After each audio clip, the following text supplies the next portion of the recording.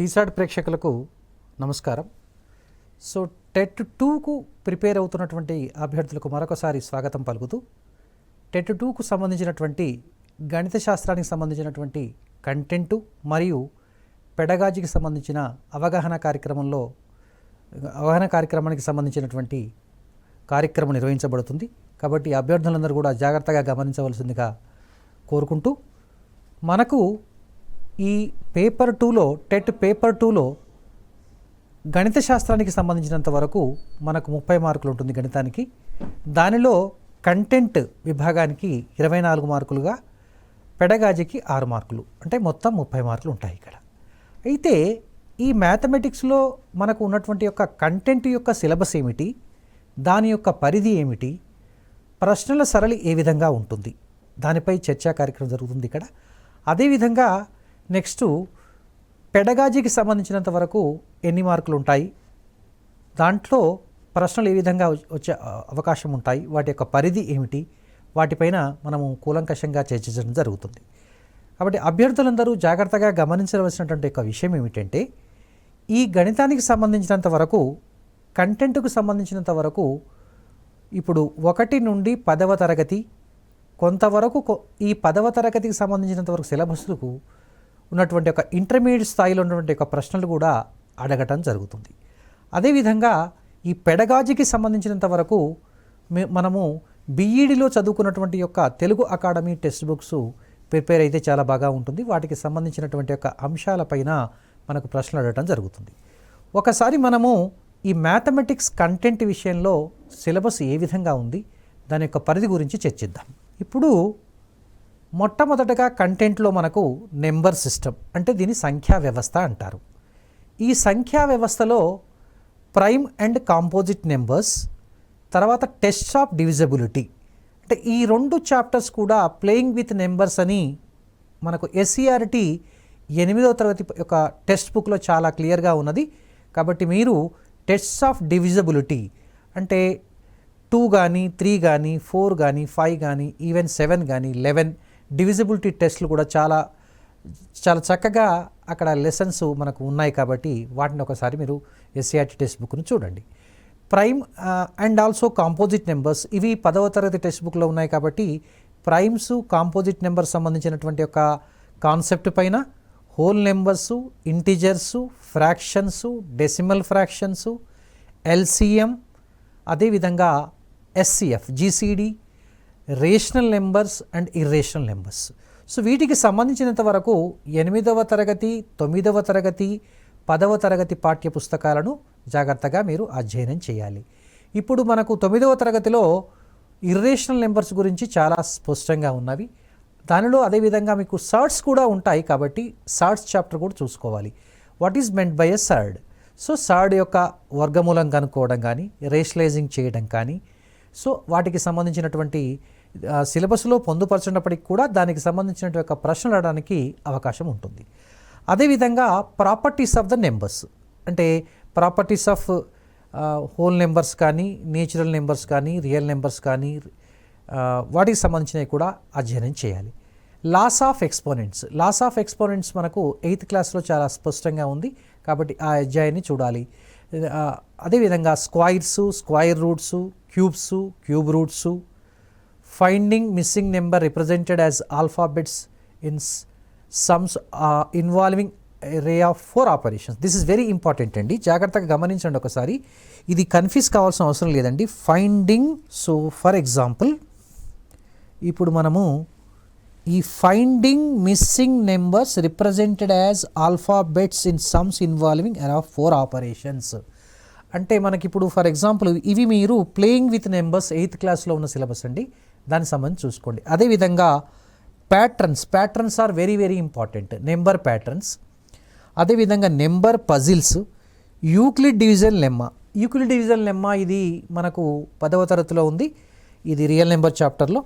అదేవిధంగా concept of logarithms మీద కూడా బేసిక్గా మనకు ప్రాబ్లమ్స్ వచ్చే అవకాశం ఉంటాయి.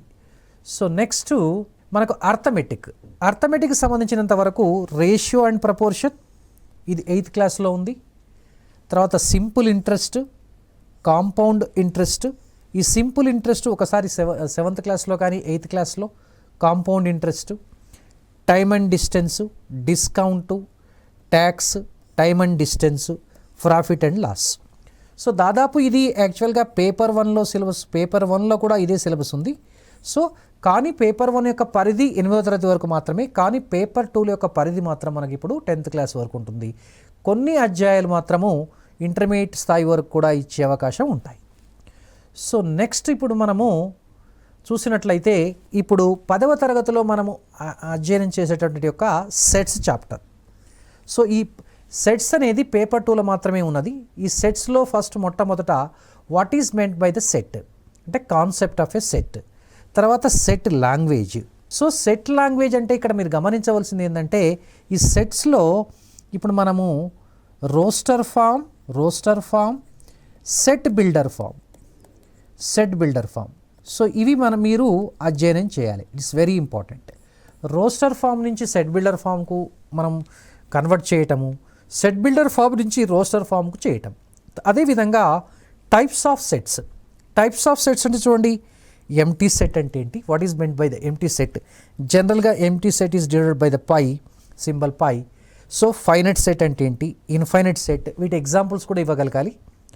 సో తర్వాత subset, equality of the sets అంటే when do we say that the 2 sets are equal. So ఇక్కడ మనకు 2 మళ్ళీ కేసు వస్తాయండి, equivalent and equality of the sets అంటే సమితుల సమానత్వము, సమితుల తుల్య సమితులు, వీటికి తేడా తెలుసుకోవాలి. కార్డినల్ నెంబర్ ఆఫ్ సెట్, తర్వాత సెట్ ఆపరేషన్స్ అంటే ఇక్కడ union, intersection and also difference. అంటే జనరల్గా మనం A union B, A intersection B, అదేవిధంగా A minus B, so B minus A. Representation of the sets, Venn diagrams and their properties. So this is very very important. Sets చాలా easy and scoring chapter అండి. So కాకపోతే ఏంటంటే sets కొద్దిగా మనకు intermediate కూడా link ఉంటుంది కాబట్టి వాటికి సంబంధించినటువంటి కూడా మనం స్టడీ చేయాలి.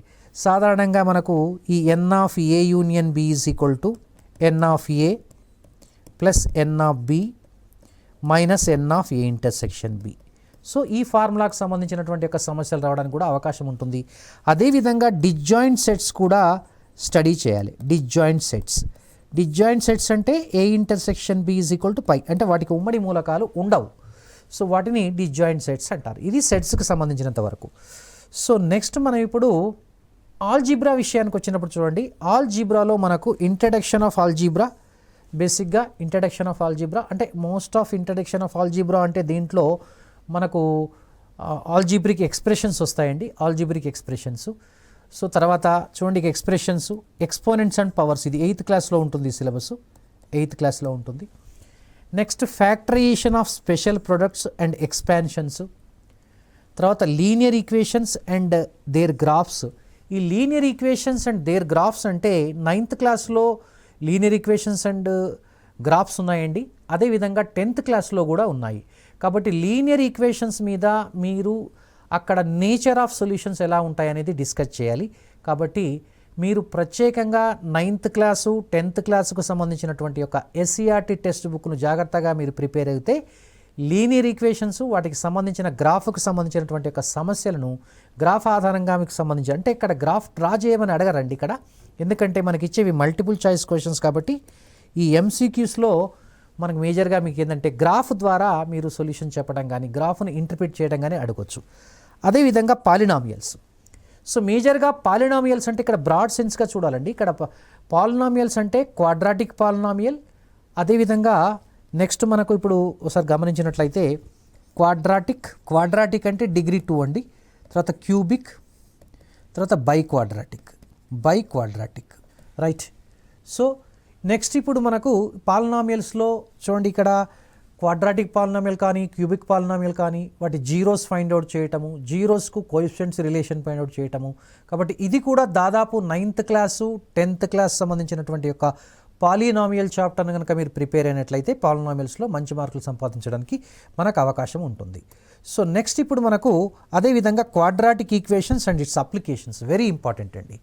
Quadratic equations and its applications అంటే ఒకసారి చూడండి, క్వాడ్రాటిక్ ఈక్వేషన్స్ అండ్ అప్లికేషన్స్ కూడా ఇది 10వ తరగతి సంబంధించినటువంటి ఒక అధ్యాయం అండి. కాబట్టి ఇది 10వ తరగతిలో ఉన్నటువంటి యొక్క ఇప్పుడు మీరు ఈ 10వ తరగతిలో ఉన్నటువంటి యొక్క సిలబస్ చూసుకోవాలి. అప్లికేషన్స్ అంటే వర్డ్ ప్రాబ్లమ్స్ మేజర్గా. సో తర్వాత నెక్స్ట్ మనకు ఇక్కడ ఉన్నది చూడండి, ఇక్కడ concept of progressions. So progressions యొక్క కాన్సెప్ట్ ఏంటి? సో తర్వాత ప్రోగ్రెషన్స్లో how many types of progressions, arithmetic progression and geometric progression. మేజర్గా ఇది కూడా 10వ తరగతిలో ఉందండి. కాబట్టి అర్థమెటిక్ ప్రోగ్రెషన్ సంబంధించినంత వరకు మనకు nth term some of the first n terms of AP ఉంది. సో జీపీకి సంబంధించిన వరకు కేవలం మనం nth term of geometry progression మాత్రమే ఉంది. కాబట్టి ఈ సిలబస్ దాదాపు మనం ఆల్జీబ్రా సిలబస్ తీసుకున్నట్లయితే ఇది మనం ఎస్ఈఆర్టీ 9వ తరగతి 10వ తరగతికి సంబంధించినటువంటి టెక్స్ట్ బుక్స్ 8th క్లాస్ కూడా మనం ప్రిపేర్ అయినట్లయితే దాదాపు మంచి మార్కులు స్కోర్ చేయడానికి అవకాశం ఉంటుంది.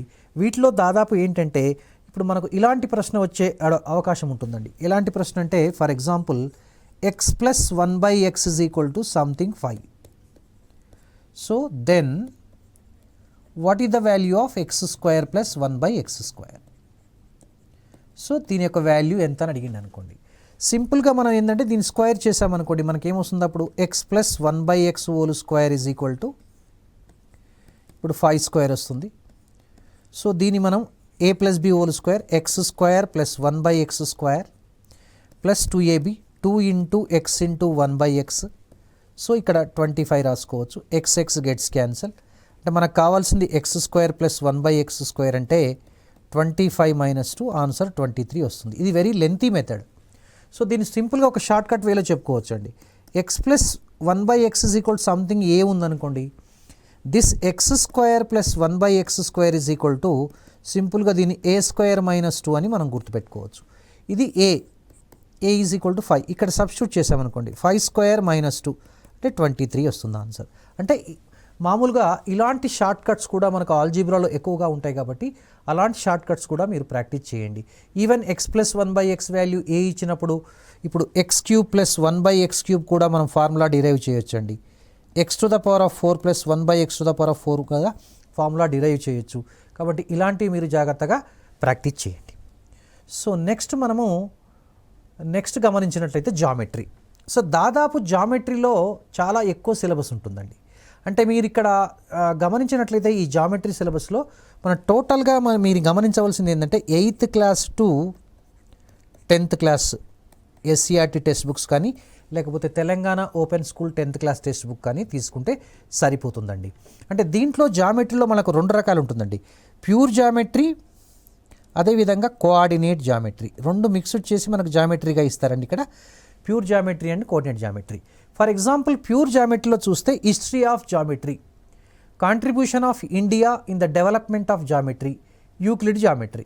ఇది మీకు టోటల్గా ఈ పార్ట్ మొత్తం కూడా టోటల్ ఈ సిలబస్ మొత్తం కూడా మీకు 9th క్లాస్లో ఉంది. ఎలిమెంట్స్ ఆఫ్ జామెట్రీ అని చదువుకుంటారు. కాబట్టి ఒకసారి మీరు ఎలిమెంట్స్ ఆఫ్ జామెట్రీని చదవండి, దానికి సంబంధించిన అంశాలు ఉంటాయి మీకు. అదేవిధంగా లైన్స్ అండ్ యాంగిల్స్ కూడా 9th క్లాసే. సిమిలర్ ట్రయాంగిల్స్ వచ్చేసి 10th class. Pythagoras theorem 10th class. Congruence of triangles కూడా 10th class. Properties of circles అంటే ఇక్కడ మనకు secants and also tangents to A circles కూడా ఉంటాయండి. సో తర్వాత ట్రయాంగిల్స్, క్వాడ్రిలేటరల్స్, తర్వాత పాలిగాన్, స్పాట్స్ ఆఫ్ సర్కిల్, ఇవన్నీ కూడా మీకు 6th to 10th వరకు సిలబస్లో ఉంటాయి. Construction of circle, triangles, quadrilaterals and concurrent lines in triangles. The concurrent lines in triangles అంటే వెరీ వెరీ ఇంపార్టెంట్ అండి. ఇదేంటంటే జనరల్గా మీరు గమనించవలసిన విషయం ఏంటంటే సో ఆర్థోసెంటర్,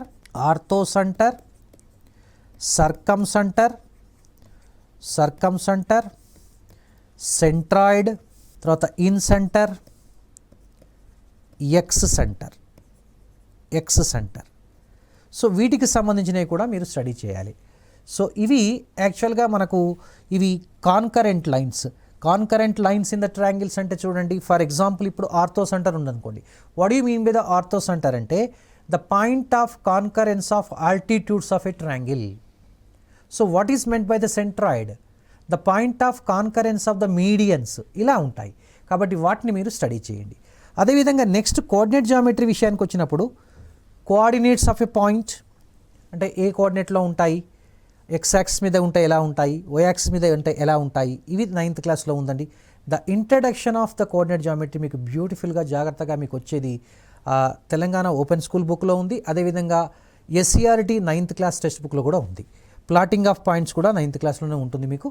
అదేవిధంగా representing linear equations in 2 variables in the form of this one ax plus by plus c is equal 0.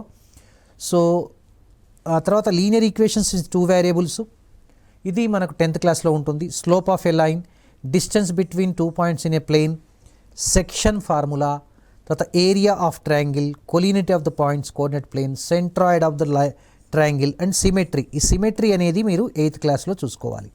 So ముఖ్యంగా మీరు గమనించవలసినటువంటి విషయం ఏంటంటే కోఆర్డినేట్ జామెట్రీకి సంబంధించినంత వరకు మనము గత ప్రశ్నాపత్రాలు కనుక ఒకసారి పరిశీలించినట్లయితే అది 10th క్లాస్ కాకుండా 10th క్లాస్ కంటే ఎక్కువ పరిధి ఇంటర్మీడియట్ స్థాయి వరకు కూడా విస్తరించి ఉందండి.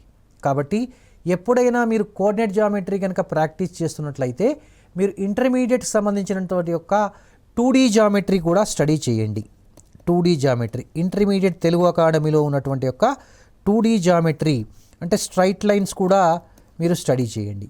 వాటికి సంబంధించి స్టడీ చేస్తే మీకు ఈ ప్రశ్నలు మిస్ అయ్యే అవకాశం ఉండదు. తప్పనిసరిగా మీరు జామెట్రీకి సంబంధించినటువంటి యొక్క కోఆర్డినేట్ జామెట్రీ సంబంధించిన సమస్యలు చాలా సులభంగా మీరు చేయగలుగుతారు. నెక్స్ట్ అదేవిధంగా ఇప్పుడు మనం మెన్సురేషన్ చాప్టర్కి వచ్చామనుకోండి. Mensuration is very important. So ఈ mensuration as far as mensuration is concerned once again మీరు 8th class 9th class 10th class మీద బాగా కాన్సన్ట్రేషన్ చేయాలండి. ఇప్పుడు చూడండి, perimeter and area of square and rectangle, ఇది యాక్చువల్గా 7th క్లాస్లో ఉంటుంది మన కాన్సెప్ట్. అదేవిధంగా area of the triangle, circle, ring and quadrilaterals అంటే trapezium, area of the trapezium కావచ్చు. Surface area and volume of a cuboid, lateral and total surface area, volume of a cylinder, cone, sphere, hemisphere. So conversion of one solid into another shape, surface area and volume of combination of solids. అంటే టోటల్గా మీరు గమనించవలసిన విషయం ఏంటంటే 8th class దగ్గర నుంచి 8th class to 10th క్లాస్కు సంబంధించినటువంటి ఈ మెన్సురేషన్ చాప్టర్లో ఉన్నటువంటి ప్రతి సమస్యను అంటే మేజర్గా మనము ఎస్సీఆర్టీ టెక్స్ట్ బుక్లో చూసినట్లయితే మనకు ఈ యాక్టివిటీస్ కనపడతాయండి. Do this, try this, think and discuss. So ఒకసారి ఈ ప్రాబ్లమ్స్ మీరు బాగా ప్రాక్టీస్ చేయండి.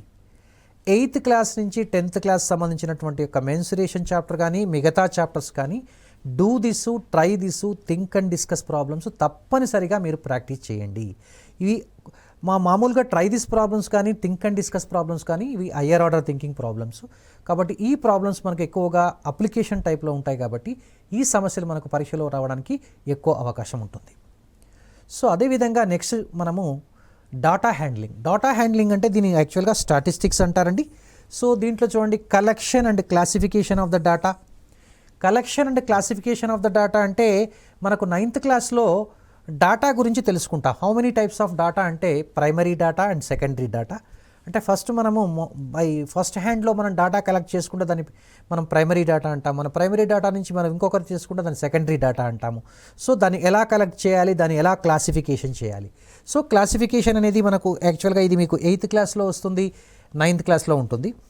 ఫ్రీక్వెన్సీ డిస్ట్రిబ్యూషన్ టేబుల్ లాగా మనం కన్వర్ట్ చేసి దాన్ని గ్రూప్డ్ డాటాగా మారుస్తాము with the help of Tally marks. తర్వాత బార్ గ్రాఫ్, పిక్టోగ్రాఫ్, పై డయాగ్రామ్స్ వెరీ ఇంపార్టెంట్. కాబట్టి పేపర్ 2లో పై డయాగ్రామ్ మీద మీకు తప్పనిసరిగా ఒక ప్రశ్న వచ్చే అవకాశం ఉంటుంది. కాబట్టి గత ప్రశ్నపత్రాన్ని ఒకసారి చూసినట్లయితే పై డయాగ్రామ్ సంబంధించినటువంటి సమస్యలు ఇవ్వడం జరిగింది. కాబట్టి మీరు ఒకసారి పై డయాగ్రామ్ సంబంధించినటువంటి యొక్క సమస్యలు కూడా ప్రాక్టీస్ చేయండి.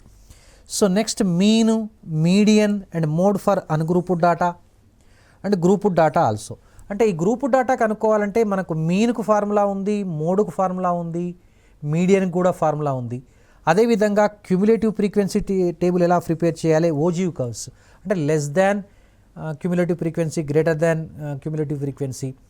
తర్వాత మేజర్గా దీంట్లో ఇంకోటి ఏంటంటే ప్రాబబిలిటీ చాప్టర్ ఉంటుందండి, కాన్సెప్ట్ ఆఫ్ ప్రాబబిలిటీ. సో ఈ కాన్సెప్ట్ ఆఫ్ ప్రాబబిలిటీ మనకు 9th క్లాస్లోనే ఉంది, అదేవిధంగా 10th క్లాస్లో ఉంది. కాబట్టి జస్ట్ మనము let's confine 9th class and 10th class. Even మీరు ఇంటర్మీడియట్ సెకండ్ ఇయర్లో ఉన్నటువంటి యొక్క ప్రాబబిలిటీ చాప్టర్ను కూడా మీరు కండిషనల్ ప్రాబిలిటీ అంతవరకు డిస్ట్రిబ్యూషన్స్ అంతవరకు వెళ్లకుండా, బేయిస్ థియరం వరకు వెళ్లకుండా జస్ట్ ఒకసారి concept of probability related simple probability of simple event కానీ వాటికి సంబంధించినవి ఇంటర్మీడియట్ కూడా మీరు రెఫర్ చేయండి. సో తర్వాత simple problems, day to life situation అంటే ఆ ప్రాబ్లమ్స్ మనకేంటంటే డైస్ మీద వచ్చే అవకాశం ఉంటాయి, కైన్స్ మీద వచ్చే అవకాశం ఉంటాయి. సో తర్వాత ప్యాక్ ఆఫ్ కార్డ్స్ మీద వచ్చే అవకాశం ఉంటాయి, బాల్స్ మీద వచ్చే అవకాశం ఉంటాయి, అదేవిధంగా నెంబర్డ్ కార్డ్స్ మీద వచ్చే అవకాశం ఉంటాయి, అదే leap year, non leap year కూడా వచ్చే అవకాశం ఉంటాయి. తర్వాత concept of complementary events very simple అండి. దాంట్లో P of E plus P of E bar is equal to 1. అదే ప్రాబబిలిటీ ఆఫ్ ఈ అంటే ఇక్కడ మనకు ప్రాబబిలిటీలో చాలా సింపుల్గా గుర్తుపెట్టుకోవచ్చు అండి, favourable outcomes by total outcomes అండి. జనరల్గా ఈ ఫార్ములా ద్వారా ఎక్కువ బేస్ అయినటువంటి ప్రశ్నలు మనకు వచ్చే అవకాశం ఉంటాయి.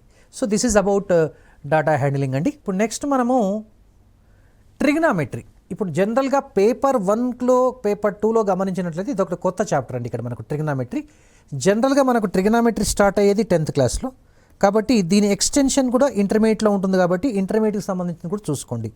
ఇంటర్ ఫస్ట్ చాప్టర్ కానీ సెకండ్ చాప్టర్ వరకు చూసుకోండి ఒకసారి.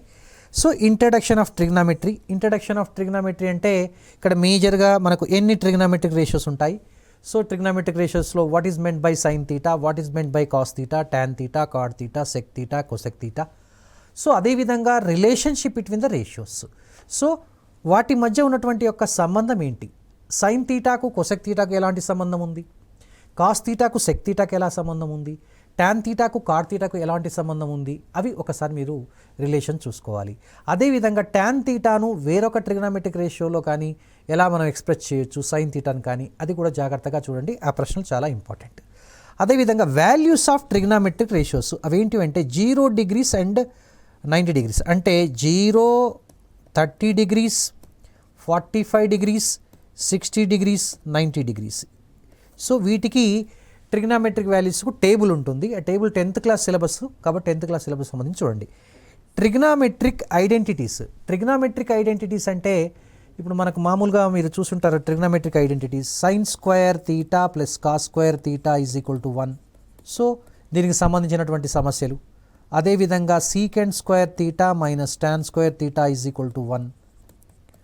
So cosecant square theta minus cot square theta is equal to 1. So ఇవన్నీ ట్రిగ్నామెట్రిక్ ఐడెంటిటీస్ అంటారు.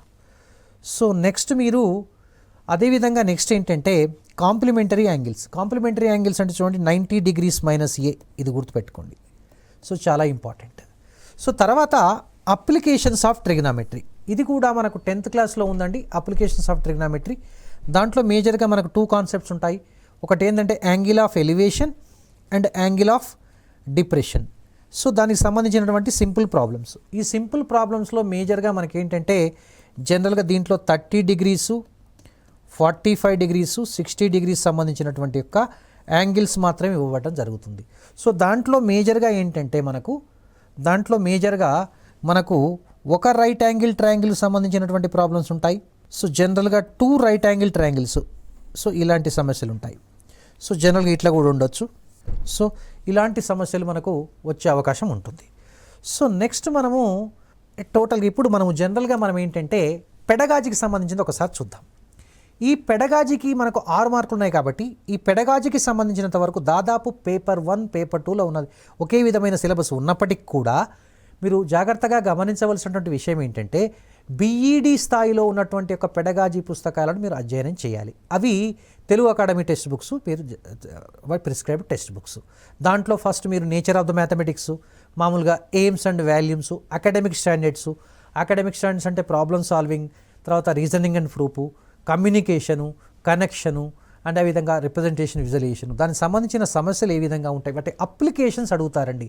ఒక్కసారి మీరు గత ప్రశ్నపత్రాలను ఒకసారి జాగ్రత్తగా గమనించిన తర్వాత మీ ప్రిపరేషన్ స్టార్ట్ చేయండి. అదేవిధంగా టీచింగ్ మెథడ్స్, ఆ మెథడ్స్ ఎలాంటి మెథడ్స్ ఉంటాయి, ఆ మెథడ్స్లో ఉన్నటువంటి యొక్క ప్రత్యేకత ఏంటి, వాటిలో మెరిట్స్ ఏంటివి, డిమెరిట్స్ ఏంటివి, సో అవి ఆలోచించాలి. అదేవిధంగా importance of teaching learning material while in teaching, మనము ట్రాన్సాక్ట్ చేసి లెసన్ టీఎల్పీలో టీచింగ్ లెర్నింగ్ ప్రాసెస్లో మనం టీఎల్ఎంను ఏ విధంగా ఉపయోగించాలి, దాన్ని ఇన్స్ట్రక్టర్నల్ మెటీరియల్ అని కూడా అంటారు. అంటే డిజిటల్ టెక్నాలజీ కానీ ఐసీటీని ఉపయోగించడం కానీ టీఎల్ ఎలా. తర్వాత ప్లానింగ్ వెరీ ఇంపార్టెంట్. ప్లానింగ్లో మనకు ఆల్రెడీ తెలుసు, మనకు year plan, unit plan, period plan ఎలా చేసుకోవాలి. నెక్స్ట్ మేజర్గా మనము ఈ పెడగాజీలో సిసిఈ అంటే కంటిన్యూస్ కాంప్రిహెన్సివ్ ఎవాల్యుయేషన్ మీద కూడా ప్రశ్నలు వస్తాయి మనకు. అంటే ఇక్కడ మనకు అసెస్మెంట్ మీద, అంటే ఫార్మాటివ్ అసెస్మెంట్లో ఉన్నటువంటి ఒక టూల్స్ వెరీ వెరీ ఇంపార్టెంట్, జాగ్రత్తగా గుర్తుపెట్టుకోండి. సో అదేవిధంగా సమ్మేటివ్ అసెస్మెంట్ ఎన్నిసార్లు పెడతారు, ఎట్లా ఉంటాయి సమ్మేసెస్, అది పేపర్ పెన్సిల్ టెస్ట్. అదేవిధంగా దాంట్లో ఉన్నటువంటి ఒక ప్రాసెస్ ఏంటి, ప్రొసీజర్స్ ఏంటివి, వాటి గురించి కాన్సన్ట్రేట్ చేయండి. అదేవిధంగా టెస్ట్లు ఏ విధంగా నిర్వహించాలి. తర్వాత analysis of scholastic achievement test. తర్వాత రిమీడియల్ టీచింగ్, అంటే కొంతమందికి గణితం అంటే భయం ఉంటుంది కాబట్టి, కొంతమంది గణితంలో వెనకబడి ఉంటారు కాబట్టి వాళ్ళకి ఏ విధమైనటువంటి టీచింగ్ చేస్తే వాళ్ళు మళ్ళీ గణితం పట్ల ఆసక్తి వస్తుంది, రిమీడియల్ టీచింగ్ ఎలా చేయాలి. సో ఒక మ్యాథమెటిక్స్ టీచర్ ఎలా ప్రొఫెషనల్గా కంటిన్యూస్ ప్రొఫెషనల్ డెవలప్మెంట్ ఏ విధంగా చేసుకోవాలి, సో దానికి సంబంధించినటువంటి కోర్సెస్ ఎలా ఉండాలి, ఎప్పుడు టీచర్ అనేవాడు ఎప్పుడు ఏ విధంగా అప్డేట్ కావాలి. సో మ్యాథమెటిక్స్ టీచర్కి సంబంధించింది కూడా మీరు ఆ చాప్టర్ కూడా అధ్యయనం చేయండి. అదేవిధంగా రిసోర్సెస్ యూటిలైజేషన్, అంటే మనకున్నటువంటి ఒక రిసోర్సెస్ను ఏ విధంగా ఉపయోగించాలి. సో ఆ రిసోర్సెస్ అనేవి మనకు డిజిటల్ రూపంలో ఉండవచ్చు, లేకపోతే నెక్స్ట్ మనకు ఇంటర్నెట్లో అవైలబిలిటీ ఉండొచ్చు. కాబట్టి డిఫరెంట్ మ్యాథమెటిక్స్ సైట్స్ కావచ్చు, లేకపోతే మ్యాగజిన్స్ కావచ్చు, మ్యాథ్ క్లబ్స్ కావచ్చు, లేకపోతే ఒలింపియాడ్ ఎగ్జామ్స్ ఎలా కండక్ట్ చేయాలి. ఈ విధంగా మనకు కండక్ట్ చేయడానికి మనం ఒక టెక్స్ట్ బుకే కాకుండా మిగతా అటువంటి రెఫరెన్స్ బుక్స్ ఎలాంటివి మనం ప్రొక్యూర్ చేసుకోవాలి పాఠశాల, అలాంటికి సంబంధించినవి కూడా మనం అధ్యయనం చేయాలి ఇక్కడ. అదేవిధంగా టెక్స్ట్ బుక్ యొక్క నిర్మాణము ఏ విధంగా తయారు చేయబడుతుంది, దానికి సంబంధించిన ఒక కరిక్యులం ఏ విధంగా ఉంటుంది, కరిక్యులం ఏ విధంగా డిజైన్ చేయబడ్డది, ఆ టెక్స్ట్ బుక్ యొక్క ఫిలాసఫీ ఏంటి, బిహైండ్ ద ఫిలాసఫీ, ఆ టెక్స్ట్ బుక్ గురించి కూడా అధ్యయనం చేయాలంటే మీరు 6వ తరగతి నుంచి 10వ తరగతికి పుస్తకంలో ముందు మాట చదివితే మీకు తప్పనిసరిగా దీని నుంచి 1 లేదా 2 మార్కులు వచ్చే అవకాశం ఉంటుంది. ఇది పెడగాజీకి సంబంధించినంత వరకు. కాబట్టి అభ్యర్థులందరూ గమనించవలసిన విషయం ఏంటంటే, ఈ టెట్ పేపర్ 2లో మీకు 30కి 30 మార్కులు సాధించాలంటే, 24 కంటెంటు 6 పెడగాజీ చేయాలంటే మీరు కంటెంట్ విషయానికి వచ్చినప్పుడు ఎస్సీఆర్టీ పుస్తకాలను చాలా కూలంకషంగా అధ్యయనం చేయాలి. అదేవిధంగా ఇప్పుడు మామూలుగా తెలంగాణ ఓపెన్ స్కూల్ 10వ తరగతి పుస్తకాన్ని కూడా మీరు చేసినట్లయితే కంటెంట్ మీద మంచిగా వస్తుంది. Intermediate Telugu academy text books కూడా వీటికి సంబంధించినటువంటి అంశాలు కేవలం ఈ 10వ తరగతిలో ఉన్నటువంటి అధ్యాయాలకు సంబంధించినటువంటి ఎక్స్టెన్షన్ మాత్రమే చదువుకోవాలి. అదేవిధంగా పెడగాజీకి సంబంధించినంత వరకు ఈ బీఈడీ పుస్తకాలను ఇంకా అధ్యయనం చేసినట్లయితే మీ అందరికీ కూడా మంచి మార్కులు వస్తాయి. తప్పనిసరిగా మంచి మార్కులు పొందాలని కోరుకుంటూ ముగిస్తున్నాను.